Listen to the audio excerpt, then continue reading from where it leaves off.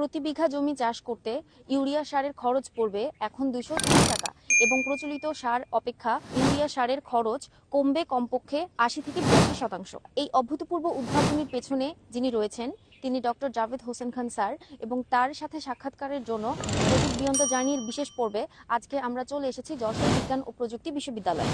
এবং একই সাথে তিনি দেশের প্রথম nano bio and advanced materials and engineering ল্যাবের প্রতিষ্ঠাতা এবং পরিচালক।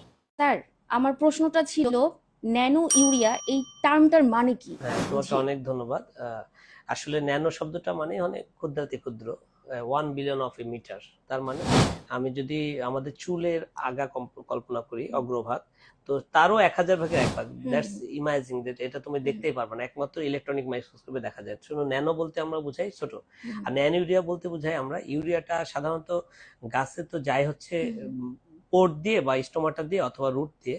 তো সেক্ষেত্রে আমরা সাইজটাকে ন্যানো ইউরিয়ার সাইজটাকে ছোট করে ন্যানো করি, করে ন্যানো ক্যারিয়ার দিয়ে নাইট্রেট অথবা অ্যামোনিয়া আকারে গাছে সাপ্লাই দেয়। এটাকে আমরা ন্যানো ইউরিয়া বলতেছি।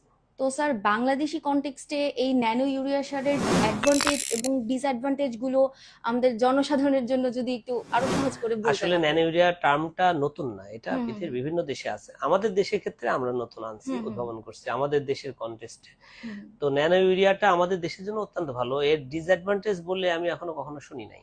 ডিসঅ্যাডভান্টেজ হতে পারে একটা, যে কৃষক অ্যাপ্লাই করার নিয়মটা ভুল করতে পারে, অথবা আমাদের দেশে এনভায়রনমেন্টের সাথে এটা অ্যাডজাস্ট হতে সময় লাগতে পারে, এটাই ডিসঅ্যাডভান্টেজ। বাদ বাকি অ্যাডভান্টেজ অনেকগুলা। যেমন আমি কিছুক্ষণ আগে তুমি বললা যে আমাদের কৃষিক্ষেত্রের ইউরিয়ার যে খরচ, এটা 80% কমিয়ে দেবে। আবার 230 টাকা 1 বিঘা জমি চাষাবাদ হবে।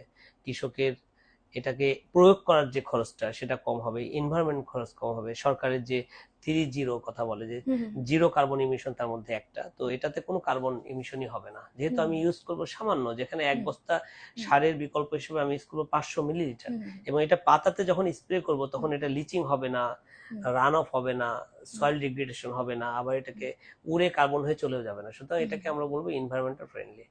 স্যার, কেন এই সার অন্যান্য সারের তুলনায় কম্পারেটিভলি বেটার? অন্যান্য সার না, এটা ইউরিয়াতে বেটার বলা হচ্ছে। কি জন্য ইউরিয়া? দেখো তুমি 1 বিঘা জমিতে কৃষক প্রায় 40 থেকে 55 কেজি ইউরিয়া দেয় 3 বারে ধান চাষে। তো এটা ইউরিয়া তো কস্ট অনেক। আমাদের সরকার 90 টাকা থেকে 93 টাকা কেজি দরে ইউরিয়া নিয়ে এসে ভর্তুকি দিয়ে তোমার 28 টাকা করে কৃষকের হাতে পৌঁছে দিচ্ছে। তো বাদ বাকি 60 টাকার উপরে কিন্তু সরকার নিজের পকেট থেকে দিচ্ছে, যেটা কিনা আমাদের আম জনতার টাকা, তাই না? আমাদের সবার ট্যাক্সের টাকা, কৃষকের ঘাম ঝরানো টাকা। সুতরাং এই ভর্তুকিটা দেয়া লাগবে না। ন্যানো ইউরিয়া যখন হবে তখন আমার ইউরিয়া, এই আমাদের যে 22,000